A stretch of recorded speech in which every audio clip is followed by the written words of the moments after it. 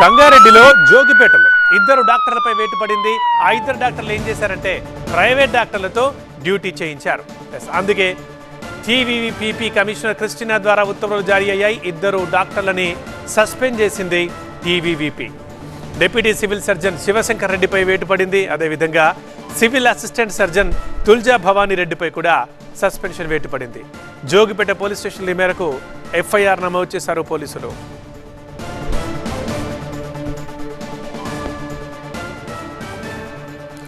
Jogipet area ఆసుపత్రిలో వైద్యుల నిర్లక్ష్యం కలకలం రేపుతోంది. విధులకు గైర్హాజరై తమ స్థానంలో ప్రైవేటు వ్యక్తులతో నైట్ డ్యూటీలు చేయిస్తున్నారు మరో ఇద్దరు ప్రభుత్వ వైద్యులు. వారిపై వైద్య విధాన పరిషత్ వేటు వేసింది. ఈ నెల 6న డ్యూటీకి హాజరు కాకుండా ఓ ప్రైవేట్ డాక్టర్తో డ్యూటీ చేయించాడు డిప్యూటీ సివిల్ సర్జన్ రమేష్. ఇప్పటికే టీవీవీపీ ఇన్ఛార్జ్ కమిషనర్ క్రిస్టినా ఆయన్ని సస్పెండ్ చేశారు. ఈ ఘటనపై విచారణలో భాగంగా మరో deputy civil surgeon Shivashankar Reddy, civil assistant surgeon Tulja Bhavani రెడ్డిలు కూడా ఇలాగే ఒక ప్రైవేట్ డెంటల్ డాక్టర్తో నైట్ డ్యూటీలు చేయిస్తున్నట్లు అధికారులు గుర్తించారు.